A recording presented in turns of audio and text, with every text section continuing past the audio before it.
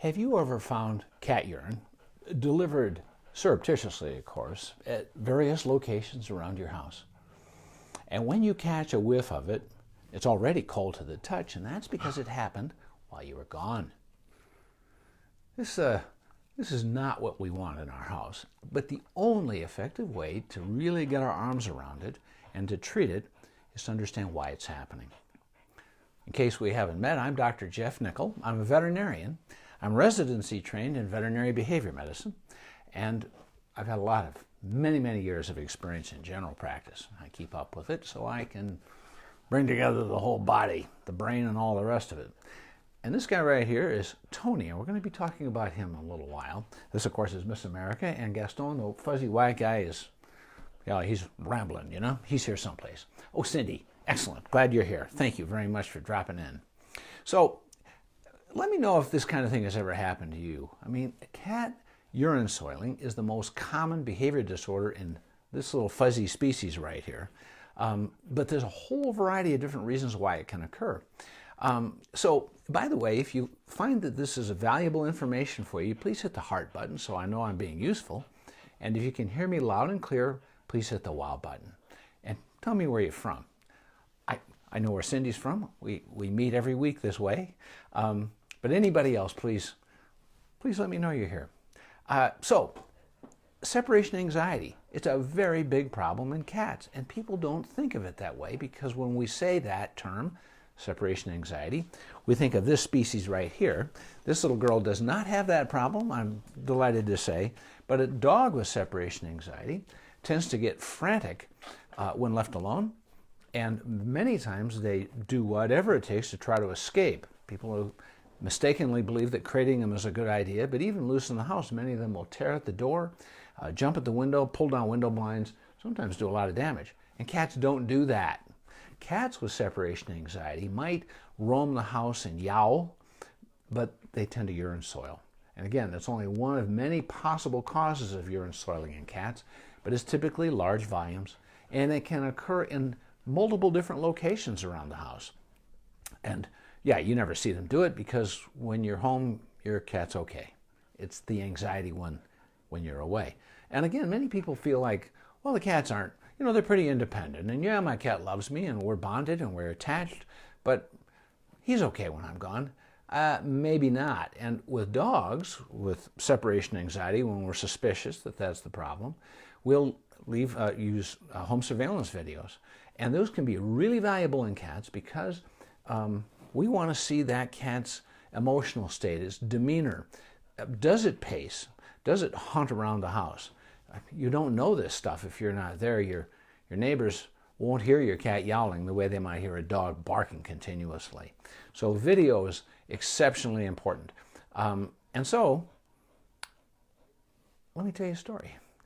Tony, he's down here right now. Tony, come on back up here. Come on up, son. Well, he's doing what he wants to do because he's a cat.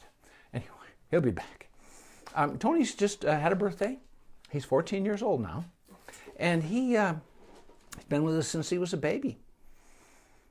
And he has developed separation anxiety. And the reason that we found out about it was that if one of us is in a different part of the house with a door closed, he might roam around and yowl and cry until he finds one of us or we go and find him, and then he's better.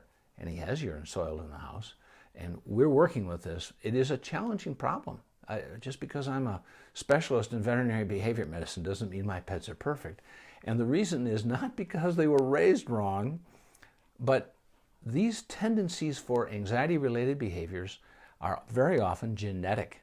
And very often you don't find out that the problem even exists in a pet until they're several years old. And with Tony, this thing may be getting worse.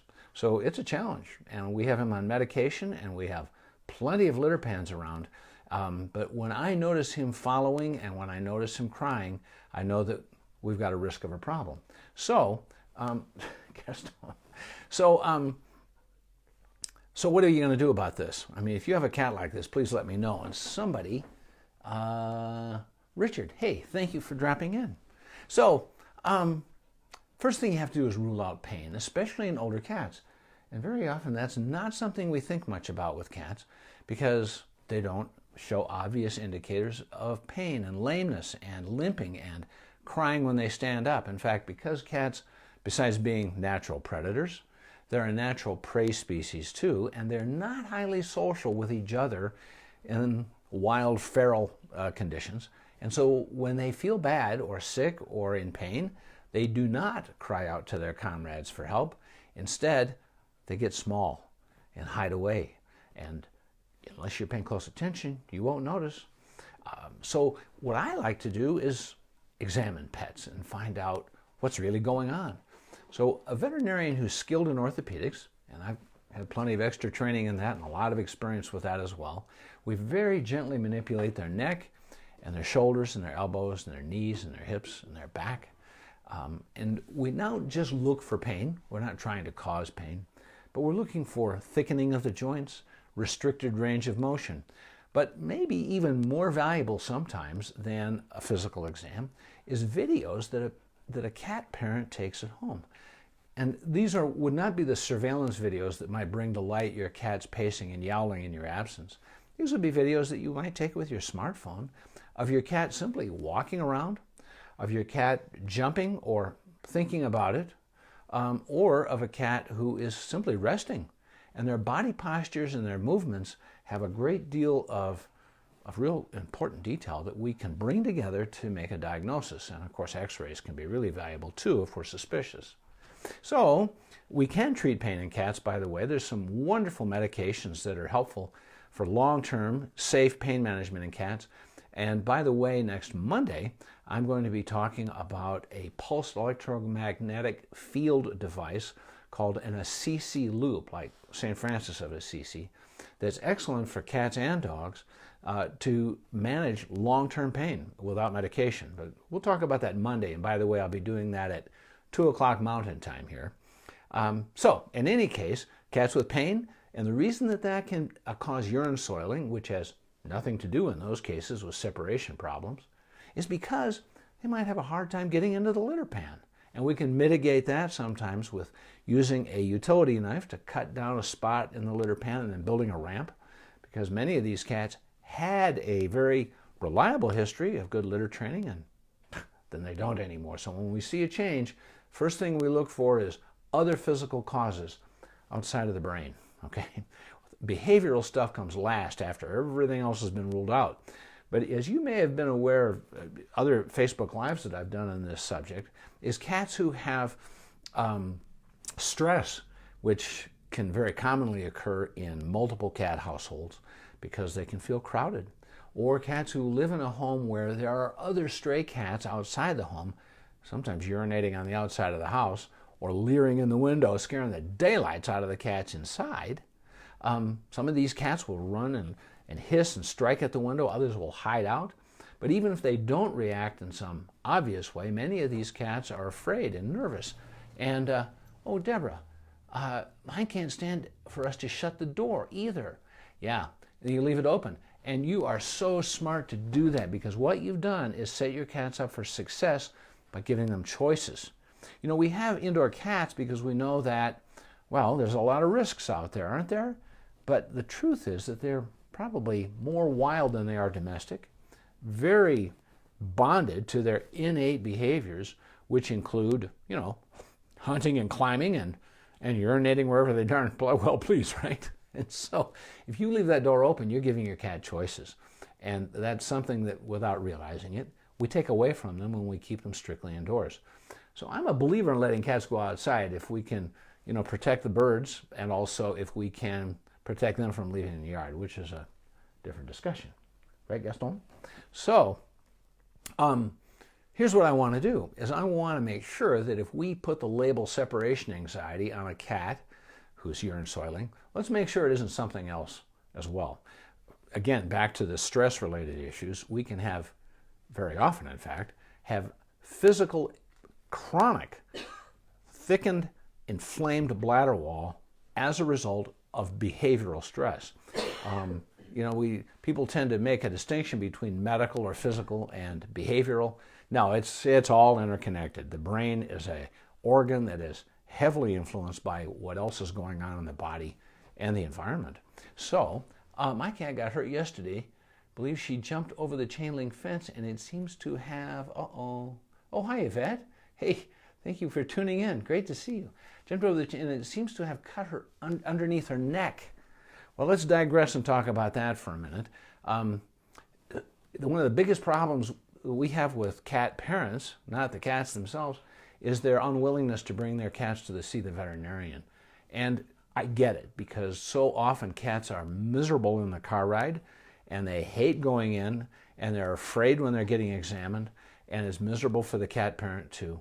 But I have to tell you that I would not procrastinate with that. These infections can get way out of control. And the wound, if there's a laceration, we absolutely must clip the hair off around the wound and irrigate the interior of the wound. It may need stitches. It may be best handled as an open wound that fills in on its own. But the problem of all that hair and the discharge and the clotted and scabbed blood is that it mats the hair over the wound and traps bacteria. And you can get these smoldering and then finally runaway infections because the wound was essentially closed and trapped bacteria, and you get abscesses, and that affects other systems in the body, not the least of which is the kidneys. So get that taken care of ASAP. And when you take your cat into the veterinarian, cover the carrier case that you carry that cat in with a nice towel so that it doesn't have to be freaked out as much in the car. And when you get to the veterinary clinic, by the way, leave your cat in the car and go inside and tell the folks at the desk that you're going to stay outside in the car with your cat until they call you on your cell phone to tell you that the exam room is ready and the doctor is ready. And that way, you immediately, when you get the call, you just carry the cat directly through the reception room into the exam room, and your cat's not sitting out there with those barking dogs and getting so badly stressed. So again, we try to set the pet up for success and try to minimize the fear triggers and the stresses. So, okay. So we've got a cat. We've pretty much ruled out physical issues. We've decided there's no lameness. They're not having trouble getting into the litter pan. If there's any reason to suspect bladder stones, and many times a veterinarian can feel those, palpate them, we take an x-ray and look for that. Urinalysis, of course, can be done, but bladder infections in cats represent less than 2% of cats with urinary bladder problems. There's nothing wrong with a urinalysis, but your money is better spent on an x-ray because bladder stones are far more common. Some 40-odd% of our cases have bladder stones, if it's a physical bladder problem responsible. So, and then look for, is there some consistency to where this cat's urinating? Some cats really prefer a particular type of rug. I had one client where their cat, they had in their bathroom this bath mat that they liked. It had a texture to it, and it felt good on their feet when they got out of the shower. So, hey, there's nothing wrong with that, right? But somehow their cat thought that that was the place to urinate. So we dealt with that. So look for consistency. And again, with cats who have separation anxiety, it's very often that they urinate kind of anywhere. And that is a clue. It doesn't tell us exactly. And, oh, Deborah, leave the bedroom door open, not the outside door. Okay, well, that's all right. Again, if your cats have mobility and they have the opportunity to move around the house, and let me digress on that, if I might, for a minute, with talking about choices for our cats. Hide boxes, multiple different areas where cats can crawl in and hide at various heights in different rooms of your house. Choices. Cats, yeah, they love us and they want to be social with us, and they'll hang out with the other cat in the home or even with a dog. Our cats do that, but they need to be alone and they need to not be seen. So when you put a hide box, for example, on a shelf, you turn it so the cat goes in from the side, not so that when the cat's in there, it looks out and thinks everybody's looking at the cat. Yeah, right. And we've got, Carolyn just mentioned that Tony, who was up here a minute ago, the gray guy, he's picked a houseplant sometimes. Again, multiple different locations. So that's one important clue. So what are we going to do about this thing? Well, if you have too many cats, that's a different subject, but that's an important thing to recognize. One really easy way to help reduce anxiety in cats is a good tasting capsule and I'll show it to you. It's called Zilkene, and I'll turn it around. You can get this without a prescription. There it is, Zilkene. And you can use it in dogs and cats, and it comes in a capsule. But if you see this picture here, you notice that the picture shows the capsule being opened and the powder being dumped out. Well, you can give the capsule just orally, but they love the taste. So you just dump it on their food. Something else that you can do for cats, and I show this very often, it's a food toy, one of many different kinds. This particular one is called a twist and treat. It's actually meant for dogs, works fine. But you see, you put food inside it, inside this hollowed area, and you can use dry food with it. I prefer it with canned, and then stick it in a Ziploc and freeze it overnight. And then you take it out of the bag and put it on the floor in the morning, and the cat has to work pretty hard to get that food out of there. More than just keeping them occupied, it requires them to focus their brain and their paws and their mouth and to really invest their energy in surviving by extracting this food, because you don't leave the food ball out. This is the only way they can eat, and very often they're not anxious because they're working. So that kind of stuff is helpful.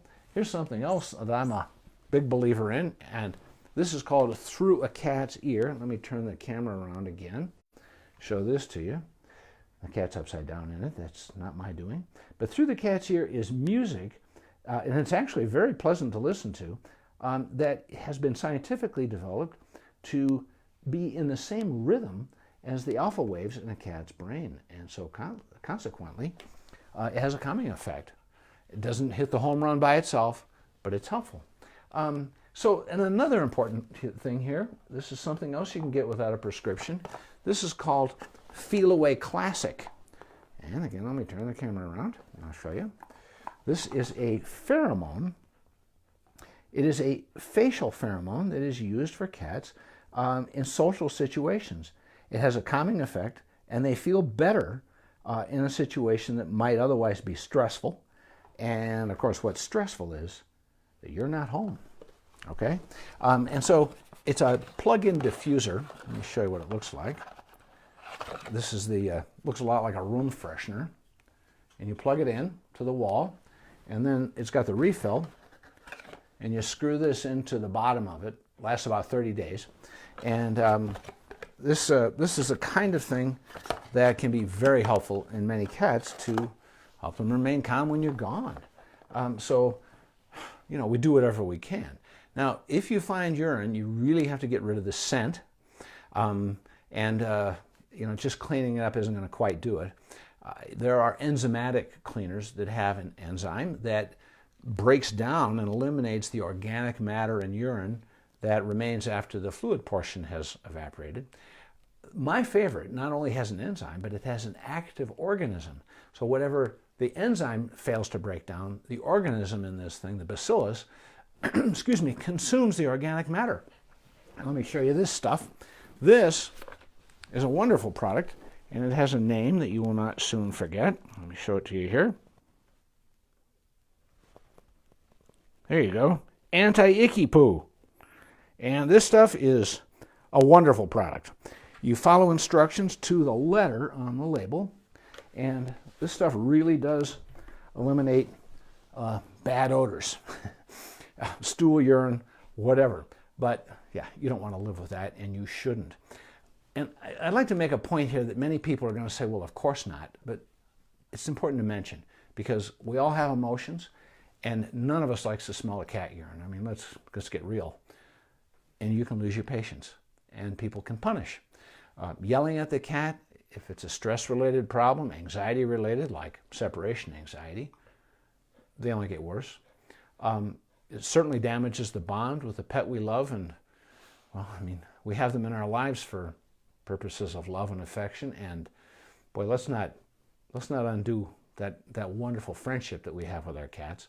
And physical stuff, that's frankly a mistake. Back to the essence of the whole thing is an accurate behavioral diagnosis that starts by ruling out all the other physical systems in the body that could be responsible. And again, if everything turns out to be normal, the joints, the bladder wall, then we look at the brain and we look at behavior. and we find a way to individualize treatment for that particular kitty and get our arms around this thing. In older cats, sometimes it's age-related problems like cognitive dysfunction, which is a dementia issue. So if we're really going to get there, sometimes we have to be very careful, very methodical, very thorough, and we can get to these things. That's pretty much what I had to pass by. And Jana, you were saying, Jana, by the way, is one of my top fans, and boy, she certainly is, because she comes to these things and she learns this stuff, and I appreciate your commitment to your pets, even though I haven't met your pets. So next week, we're going to be here on Monday afternoon, 2 o'clock Pacific, and we're going to talk about one thing that we discussed about 5 weeks ago called the Calmer Canine, and it is a pulse electromagnetic field device for dogs with separation anxiety. I have a sleeping border collie here. Do you want to come up and make sure everybody can see how pretty you are, girlfriend? This is Miss America here. She got bored because we weren't talking about dogs. And we're going to talk about not only the Calmer Canine, this device for reducing anxiety in dogs with separation anxiety, but we're going to talk about a pulse electromagnetic field device that's used in cats and dogs for chronic pain and lameness and inflammation and wounds. Post-surgically, this device called the Assisi Loop will speed healing as well as reduce pain and inflammation. And, you know, we say these are non-pharmaceutical. That's absolutely the case. They're not medications. This is not to diminish the importance of medications for many problems, including pharmaceutical medications for behavior that are necessary in some cases to improve life, but also for infection and also for wound healing and inflammation. Medication is not a four-letter word, but these pulse electromagnetic field devices they can be used in addition to medication or instead of, and they are very modern, very well supported with research, and very effective. So we'll talk about all that stuff Monday afternoon, so I hope everybody can tune in. And by the way, if you want to get my Facebook Lives, not live, but already recorded in your email box, and my weekly blog, which is usually a question answer that I do in the Albuquerque Journal just a few days previously each week, they'll come in your email box every Tuesday morning. All you have to do is go to my website, which is drjeffnicol.com, drjeffnicol.com, and subscribe. There's a box that'll pop up, and you can do that. On mobile devices, it's at the bottom. Anyway, you can subscribe. It's no charge, of course. And you'll get that stuff every Tuesday morning. And I'll also send you my free at-home pet first aid and CPR guide. So thank you for watching. Miss America, honey, you keep going to sleep. Say goodbye to our friends. Gaston, he's over here just camped out. Tony's looking for little bits of food on the floor. Thank you for coming. Have a great weekend.